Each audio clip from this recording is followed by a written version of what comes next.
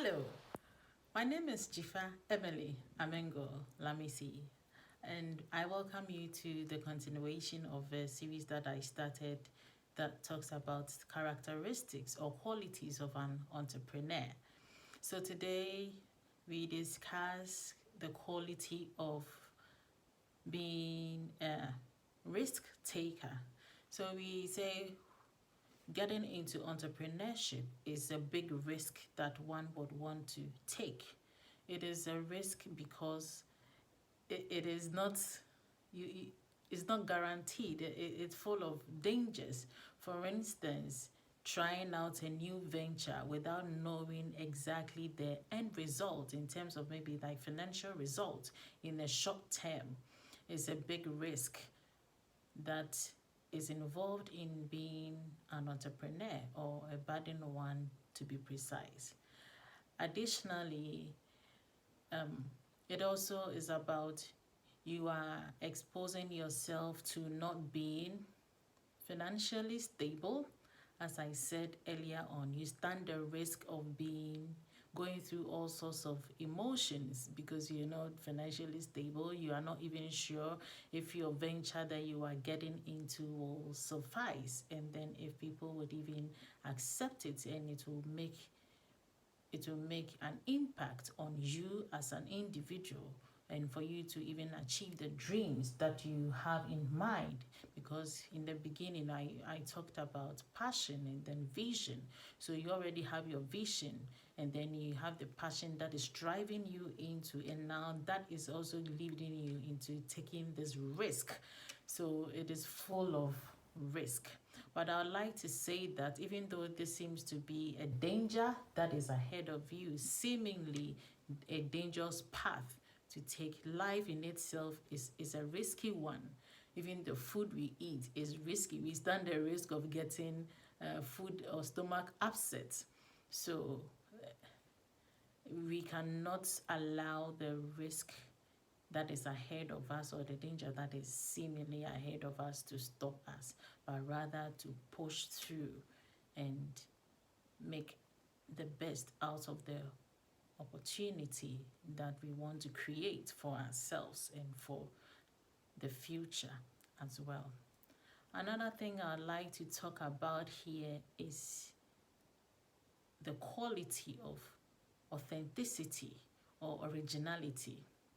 So what is originality all about? It's about what the difference that being an entrepreneur you are bringing to the table.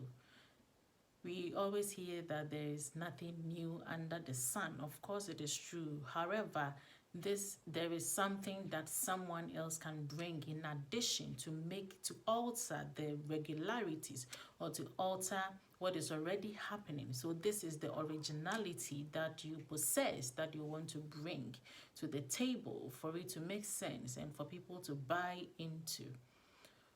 So a classic example of how you can authenticate your originality is perhaps the name that you have in mind. The name to the brand or the organization that you have can be original and specially tailored to you and your vision. It can be a native name. It can be something that someone can make meaning into.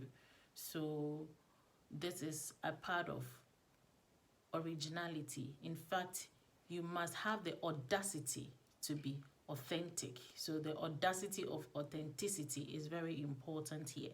It can also translate into the product or the goods that you are bringing to the market for it to be very successful and for it to be bought into. It should have, when your name or when the product is touched or gets into the hands of the consumer, your fingerprint should be on it, that it can only be identified with you or your name. When we talk about this product, the minds of the consumers come straight to you. So that is the originality that you have.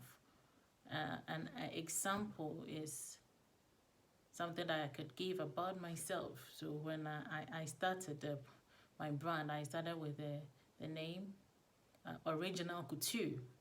At the time, the now couture wasn't in the Ghanaian scene that much. But it was a risk that I took to add couture to the products that I had in mind. And of course, I saw myself as one in a million. That is my originality, and somehow it had an effect on the things that I had to produce and bring onto the scene. The items that I made had a notch of difference that I could tell, or others could tell, that indeed this is different from what is already existing in the market. So please don't feel threatened to be original.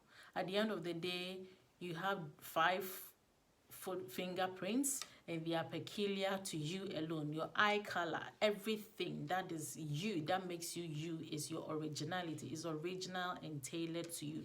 So that is what you have to bring to the world to make a difference and to impact everyone else around you. And this will obviously have a ripple effect on the long-term vision that we talked about in the previous video. I hope this has been useful, and you have enjoyed it and perhaps have learned something out of it. So I'd like to hear from you as usual, and have a blessed time. Take care, and see you in the next episodes of Qualities of an Entrepreneur. Ciao.